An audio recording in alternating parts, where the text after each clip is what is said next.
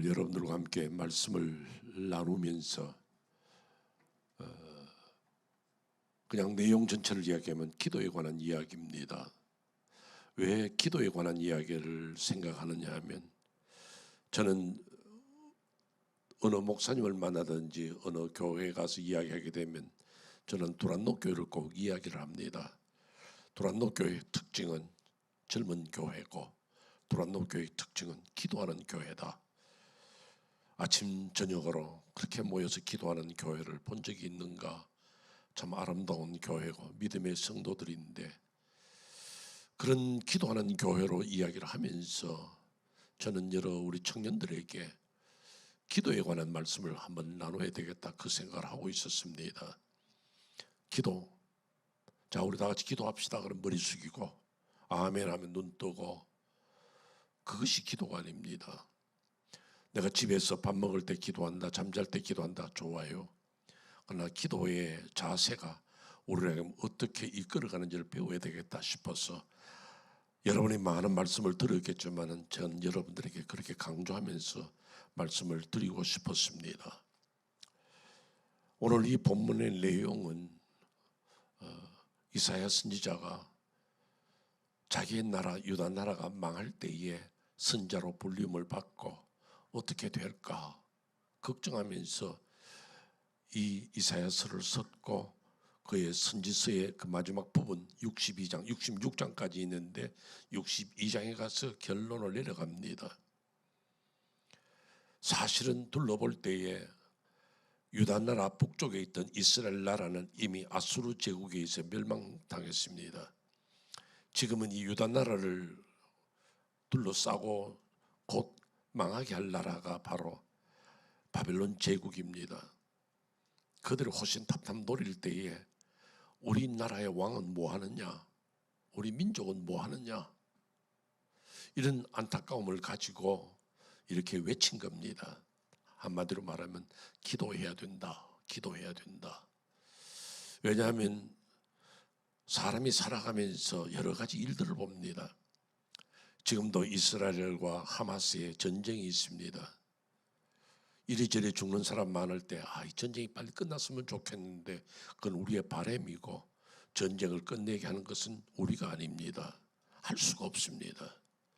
제가 이번에도 한국에 갔을 때 어느 목사님을 만났는데 어머니가 연세가 89이에요. 중환자실에 계시는 것을 보면서 아들의 마음이 무겁고 안타깝지만은 아들이 어떻게 하겠습니까?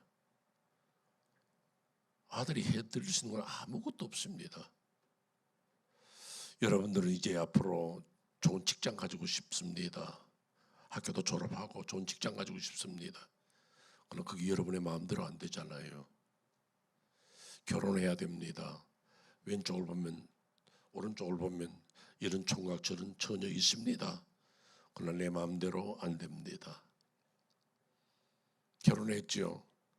누구나 행복한 가정을 원하고 참 아름다운 가정을 가지고 싶다 하는 그 마음은 누구나 있지만 그게 내 마음대로 안 됩니다. 자녀를 낳고 싶지만 자녀가 내 마음대로 낳아지는 것이 아닙니다.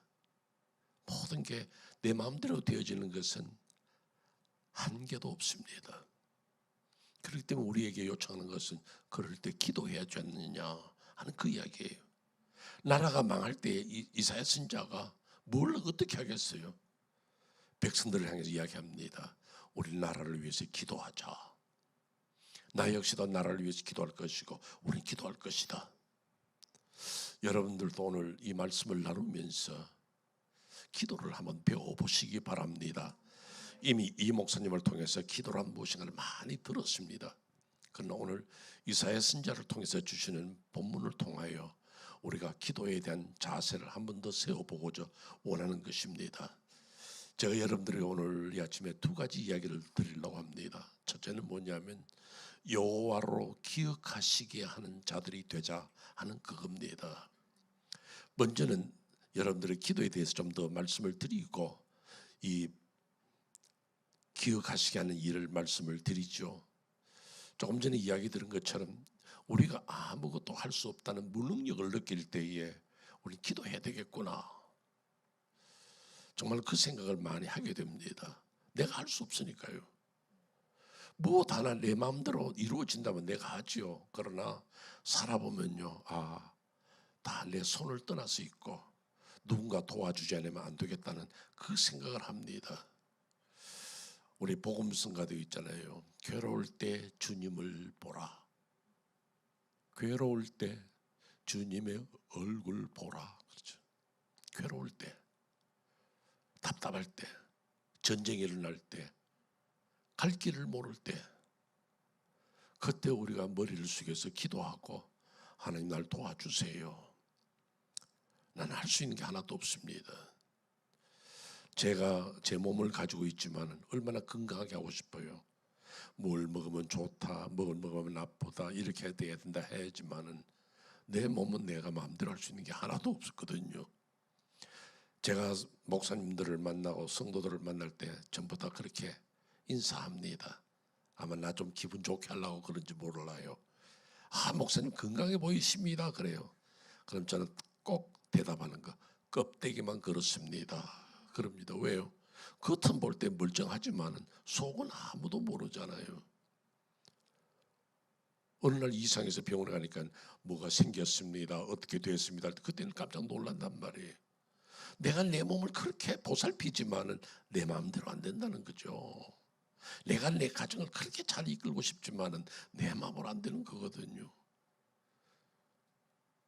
그렇기 때문에 우리는 그때 하나님을 바라보면서 주님이 날 도와주셔야 되지 않습니까?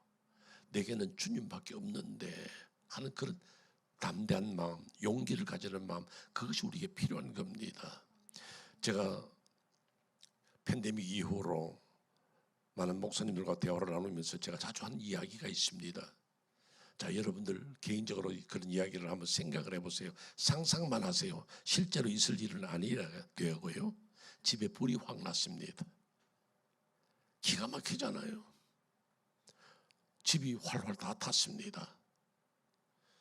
그럴 때 뛰쳐나온 식구들 전부 다 바자마 바람으로 훌러덩 벗고 뛰어나왔는데 아무것도 없습니다. 그럴 때 아이들은 엄마 우리 어떻게 해? 아빠 우리는 어떻게 해? 그럴 때 아빠 엄마가 글쎄 말이다 우린 다 죽었구나 그러면요 자식들은 더 죽습니다.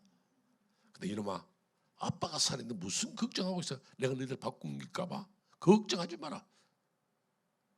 그렇게 큰 소리 치면 아이들이 용기라도 냅니다. 우리가 어려움을 당했을 때에 이제 우리는 끝났구나, 우리는 갈 길을 모르겠구나, 큰일 났구나 하면 여러분들 더 죽습니다. 이럴 때 나는 용기를 가지고 나는 이렇습니다. 전능하신 하나님이 나를 도와주실 것이고 나를 붙드실 걸 믿기 때문에 나는 갑니다 하고 나서면 되는 거예요. 그렇기 때문에 오늘 우리로 하여금 기도하라는 것을 가르치는 거예요. 기도하면 살아계신 하나님이 나에게 역사하시고 살아계신 하나님이 나를 붙들어 주시고 나의 길을 인도하신다는 거죠. 그러니까 여러분들이 오늘 이 본문을 통해서 깨우쳐야 될 그 두 가지가 있는 겁니다. 하나는 뭐냐면 여호와로 기억하시게 하라. 근데 이 표현이 이사야 선지자가 썼지만은 좀 표현이 우스꽝스럽습니다. 왜냐하면 하나님이 왜 기억력이 없을까? 하나님이 벌써 천지만물 창조하시고 많은 세월이 지나고 나니까 요즘 나는 뭘 기억력이 없어졌어. 하나님이 그러신다면 우리가 믿는 하나님은 아니죠. 그런데 왜 이사야 선지자는 이 표현을 쓰느냐 이거예요. 그러면 우리가 하나님을 알고 하나님한테 기도할 때 힘있게 기도하기를 바라는 이사야 선지자의 요청입니다. 요즘 한국에 CCTV가 많죠. 그래서 어떤 범인이나 범행한 그 현장을 CCTV를 찍었을 때 이것이 증거물이 됩니다. 그래서 그 사람이 걸어갔던 모든 걸 그 지역마다 CCTV를 뒤지면서 이 사람이 어디서부터 출발했고 누구와 같이 왔고 다 알거든요. 지금 한국은 굉장히 겁나요. 전부 CCTV로 되어 있어요. 세계에서 CCTV가 제일 많은 나라가 영국 런던이고 그다음 두 번째가 서울이에요. 대한민국 대단해요. 참 CCTV가 그렇게 많은데 CCTV를 통해서든지 오늘날 어떤 재판정에 갔을 때 문제가 생기잖아요. 그럼 그때 뭐랍니까? 요즘 잘 말하죠. 녹취록. 그 다음에는 찍었던 영상, 이것이 증거물이 돼서 나올 때 꼼짝을 못합니다. 그때 들어줘야지요. 이사야 선지자가 바로 그걸 이야기하는 겁니다. 여러분들이 기도할 때에 그냥 하나님의 들어주소 하지 말고 하나님의 말씀을 잡고 이것을 가지고 밀고 들어가라는 거죠. 제일 쉬운 예로 마태복음 7장 7절에 뭐라고 말씀합니까? 구하라 주실 것이요, 찾으라 얻을 것이요, 문을 두드려 열 것이라, 이 말씀 있잖아요. 나는 여러분들 다른 성경 구절도 있다 말씀드리겠지만 다른 성경 구절도 필요하지만 우선 요 말씀 하나 딱 잡고 하나님한테 기도하세요. 하나님, 난 잘 모릅니다. 그러나 하나님이 우리한테 그 말씀 했잖아요. 구하면 주신다 그랬잖아요. 나는 그 말씀을 꼭 믿습니다. 다른 말씀도 믿어야 되겠지만 지금 급할 때는 요 말씀 하나라도 딱 잡고 주여 구하라 주실 것이라 했지 않습니까? 나 지금 문을 두드립니다. 열어주세요. 열어주세요. 열어주세요. 뭐로요? 하나님의 말씀을 기억나게 해서 하나님을 하여금 내가 그 약속을 했는데 하고 나설 수 있을 만큼 우리로 하여금 그렇게 기도하게 하시는 이사야 선지자의 요청이요, 성령님의 요청인 줄로 믿으시기를 바랍니다. 그런 이야기를 들을 수 있죠.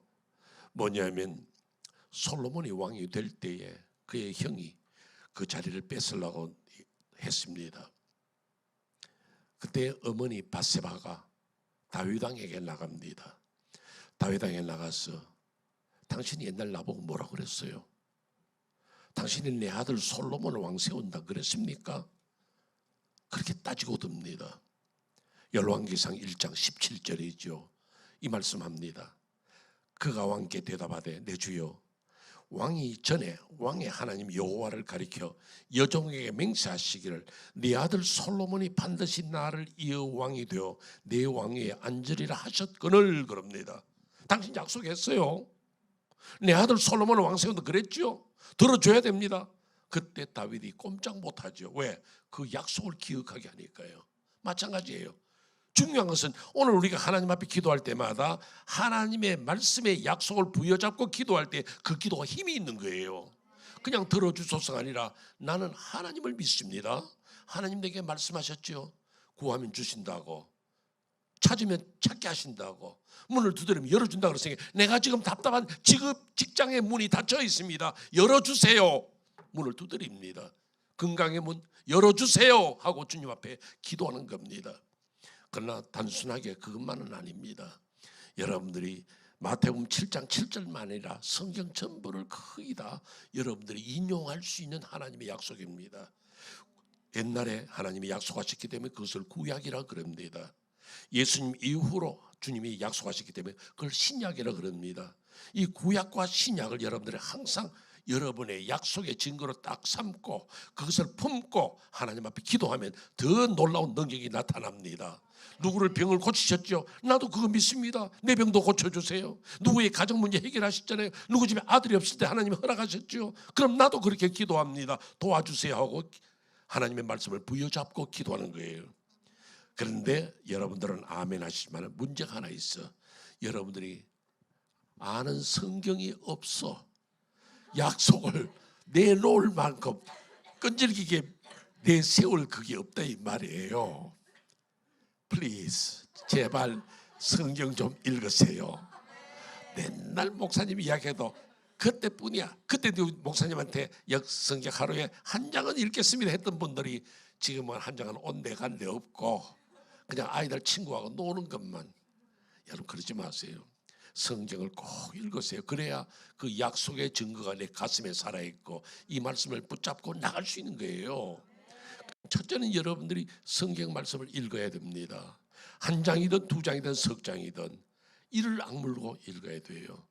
그래야만 그 말씀이 내 가슴 속에 살아있으면서 기도할 때에 힘의 밑바탕이 되는 거예요. 그 약속을 붙잡는 거예요. 두 번째 하나 더 이야기할 수 있는 건 뭐냐면요, 그건 바로 우리가 하나님과의 약속을 지켜야 됩니다. 왜냐하면 우리는 하나님을 향해서 하나님이여 주께서 내게 말씀하시길 구하면 주신다 그랬으니까 나는 이제 주님 앞에 구합니다 할 때 주님께서 우리 보고 반대로 묻는 말씀이 있습니다. 그럼 너는 약속 지켰냐 그죠? 그게 뭔데요? 그게 뭔데요? 그럼 바로 너는 내가 한 말을 그대로 지키고 살았느냐 하는 말이에요. 이게 우리에게 주신 조건이에요. 우리는 하나님을 향해서 이렇게 해 주십시오 저렇게 해 주십시오 말하지만은 하나님은 그럼 너는 내 말을 지켰냐 이거죠. 마태복음 7장 21절이 뭐라고 말합니까? 우리로 하여금 마음 아프게 합니다. 나더러 주여 주여 하는 자마다 천국에 들어갈 것이 아니요 다만 하늘에 계신 내 아버지의 뜻대로 행하는 자라야 뜻대로 행해야 돼요. 하나님의 말씀 성경을 읽고 난 다음에 그 말씀대로 살아야 주님도 약속 지켜주시는 거예요. 왜 내가 그렇게 기도하는데 하나님 응답 안 하십니까? 왜 내가 하나님 그렇게 부르짖는데 하나님이 내 문제를 안 풀어주십니까? 왜 내가 문을 두드리는데 주님은 문 안 열어주십니까? 그럼 너는 약속 지켰냐? 너는 내가 말한 대로 살았느냐? 신앙인으로 살았느냐? 기도의 사람으로 살았느냐? 부끄러운 얼굴 되지 마시기를 바랍니다. 여러분, 미국에 유명한 분이 있습니다. 존 워너메이커라는 분. 존 워너메이커는 다른 별명으로는 백화점 왕이라고 그럽니다. 그때는 미국이나 세계적으로 백화점이라는 걸 몰랐어요. 그냥 여기 가면 가게 물건 하나 사고 저기 가서 물건 하나 사고 그렇게 했거든요. 그런데 이 존 워너메이커가 한 빌딩 안에 모든 가게를 넣도록 했습니다. 그게 백화점이에요. 그러니까 얼마나 편리해요. 그러니까 미국의 백화점들이 열리기 시작한 거예요. 다 대단한 분이죠. 아이디어가 대단하고 나중에는 정치계에도 들어갔습니다. 그는 신앙의 정치인으로 참 아름답게 살았습니다. 그가 이 사업에 성공한 60주년 기념 행사가 있었어요. 60주년 기념 행사가 있을 때에 신문 기자가 그렇게 물었습니다. 당신이 백화점 왕이 되기까지 이 사업을 벌렸는데 당신이 특별히 투자한 것이 있느냐? 당신의 머릿속에 남는데 가장 이것은 멋진 투자였다고 생각할 수 있는 게 있느냐 물었습니다. 그때 그가 말했습니다. 있습니다. 그게 뭡니까? 제가 10살 때 이불 75전 주고 성경책, 가죽으로 된 예쁜 성경책을 하나 샀는데 그것이 나의 일생을 지켜주었습니다. 그럽니다. 그 신문기자 가만히 있겠어요? 그러면 누구라도 성경만 있으면 성공합니까? No, 아닙니다. 그럼 어떻게 됩니까? 성경 말씀을 읽고 그 말씀대로 살아갈 때에 성공이 내게 있습니다. 우리가 하나님을 믿고 주의 말씀을 지켜 살다 보면 언젠가 행운과 축복이 내 옆에 있는 것을 깨닫게 됩니다고 말했습니다. 오늘 사랑하는 도란노 교회 청년 여러분, 얼마나 싱싱하고 좋아요. 미래가 있습니다. 꿈이 있습니다. 장래가 잘 돼야 됩니다. 잘 돼야 되는데 아멘도 안 해. 꼭 한 박자가 넣자. 한 박자. 두 박자 넣는 건 낫지만은 저는 여러분들이 잘 되기를 원합니다. 그러나 중요한 것은 뭐냐? 바로 하나님의 말씀을 듣고 그 말씀을 지켜 행하고 그 말씀을 부여잡고 기도하는 청년으로 살아가시기를 주의 이름으로 축원합니다. 두 번째로, 첫째는 뭐예요? 여호와라 하여금 기억하시게 하라. 두 번째 말씀은 뭐냐면요, 여호와라 하여금 쉬지 못하시게 하라고 해요. 참 이 말씀도 좀 재미난 표현입니다. 하나님이 뭐 힘들 일 뭐 있겠어요? 하나님 말씀 한마디 하면 천지 만물이 창조되는데 뭘 쉬고 뭐가 있어요? 그런데 재미난 표현이에요. 쉬지 못하시게 하라. 다른 말로 좀 바꿀까요? 하나님을 좀 바쁘시게 하라는 거예요. 왜요? 하도 내가 기도 많이 하니까 하나님이 바빠 죽겠다는 거예요. 왜? 네 기도 들어주려고. 하나님의 도란노 교회 아무개 청년 보니까 이 청년 얼마나 나를 힘들게 하는지 내가 바빠 죽겠어. 이 정도 만들라는 거죠. 하나님을 그냥 쉬지 못하시게 하라는 거예요. 저는 이번에도 아시안 게임 한다고 한국에서 막 중계 방송하는데 저도 뭐 몇 가지 봤어요. 또 장애인 게임도 봤어요. 그런데 올림픽이나 또 아시안 게임이나 그런 데서 메달 따는 사람 보면 우리는 야 대단하다, 금메달 따고 이제는 연금이 얼마 나오고 군대도 안 갈 수 있고 뭐 여러 가지 이야기하죠. 그런데 그 사람들이 메달을 따기까지가 얼마나 어려운지 아세요? 그냥 가만히 있는데 그냥 금메달이 툭툭 떨어지고 그런 건 아니죠. 제가 양궁 선수의 글을 읽어봤는데요, 양궁 선수가 이 아시안 게임이나 올림픽에 나가려면요, 그 전에 선발전이 있어요. 모든 선수들 다 모아놓고 거기서 사람을 뽑아가지고 아시안 게임 국가대표로 보내거든요. 그런데 선발전이 5번 있다는 거죠. 선발전이 5번 있는데 그 5번 동안에 양궁 선수들이 자기가 서 있는 거기에서부터 4대까지, 말하자면 관여까지 가서 쏘고 난 다음에 가서 화살을 뽑아온다든지 왔다 갔다 하는 그 거리가 182km예요. 왔다 갔다 왔다 갔다. 그 다음에 그때 쏜 화살이 4,055개. 참 나도 기억력 좋아요. 여러분, 화살을 4,055개를 쏘았다 할 때 이 손이 어떻겠어요? 여러분, 그 양궁 선수들이 그저 볼 때 카메라만 딱 비춰지다 쫙 띵띵띵띵 할 때 탕 쏘는 그것만 봤죠. 그런 것을 4,000발을 쏴야 된다는 거, 대단한 노력이에요. 그러지 않으면 메달이 없는 거예요. 오늘 우리는 메달이 그냥 떨어집니까? 성공이 그냥 떨어집니까? 기도 응답이 그냥 떨어집니까? 아니요. 여러분들의 부단한 노력, 하나님을 쉬지 않게 매달릴 때에 역사하는 줄로 믿으시기를 바랍니다. 그냥 한번 하나님 앞에 툭 던져, 하나님 알죠? 내 생활 어려운 거 알지요? 알아서 하세요. No. 그게 아니에요. 하나님을 쉬지 못하게 매달려야 되는 거예요. 아마 중국인 같은데 한 나라의 임금이 한 번은 신하들을 불러놓고 이야기를 했습니다. 내가 이 나라를 통치해 나가면서 우리 백성들이 좀 행복해야 되지 않겠느냐. 그러니까 너희들이 잘 생각해보고 행복할 수 있는 비결을 한번 이렇게 적어서 오라 그랬습니다.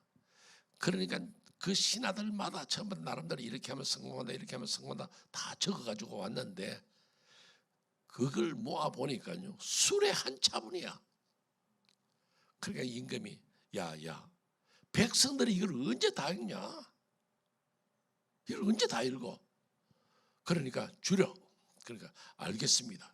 그리고 또 이제 신하들끼리 모여가지고 이건 너무 많다 이건 줄이고 이건 줄이고 했는데 책 한 권을 만들어 왔습니다. 왕이여, 이제 한 권 만들어 왔습니다. 이것만 보면 행복해집니다. 성공합니다.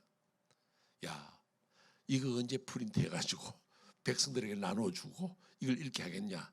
좀 더 줄여라 그랬습니다. 왕의 명령을 어떻게 해요? 예 하고 돌아갔습니다. 돌아가서 줄여왔는데 한마디로 줄여왔어. 그래, 뭔고? 그러니까 예, 세상에는 공짜가 없다. 아시겠어요? 세상에는 공짜가 없어. 금메달 그냥 받는 것 아니에요. 기도의 응답 그냥 받는 게 아니에요. 하나님 앞에 얼마나 매달렸느냐, 하나님 앞에 얼마나 졸랐느냐, 얼마나 간절한 것을 주께서 감동하시고 역사하느냐. 나는 그 말, 세상에는 공짜가 없다. 아름다운 목회를 이루는 것도 공짜가 아니에요. 아름다운 가정을 이루는 것도 공짜가 아니에요. 부부가 얼마나 애썼느냐, 자녀를 잘 기르는 것도, 내 자신이 성공하는 것도 공짜가 아니에요. 얼마나 노력하느냐. 그것을 예수님도 이야기를 했습니다. 누가복음 18장에 보면 이런 이야기가 하나 있습니다. 1절부터 보면 하나님을 무시하고 불의한 재판을 하는 불의한 재판장이 있었습니다. 아예 공정한 재판은 없습니다. 돈 주면 적당하게 꾸려나가는 그런 재판장인데 그에게 찾아오는 과부가 있습니다. 돈 많은 사람 같으면 돈 받고라도 뭐 해결해 주는데 과부가, 성경에서는 과부로 표현된 그것이 굉장히 가난했고 어려웠던 형편을 이야기합니다. 과부가 와서 이거 재판해달라 그럽니다. 불의한 재판장이 쉽게 해주겠어요? No, 이거는 재판거리도 안 돼. 가. 그러나 자꾸 찾아오니까 불의한 재판장의 결론이 뭐냐? 이 여자가 나를 번거롭게 하니, 나를 쉬지 못하게 하니 이제는 재판을 공정하게 해줘야 되겠다는 게, 아니면 또 찾아올릴까? 우리가 하나님 앞에 기도할 때 바로 그 자세예요. 하나님을 번거롭게 할 정도로 쉬지 못하게 기도하는 거예요. 쉬지 말고 매달리라는 거예요. 여러분들이 기도의 자세를 그걸 배워야 됩니다.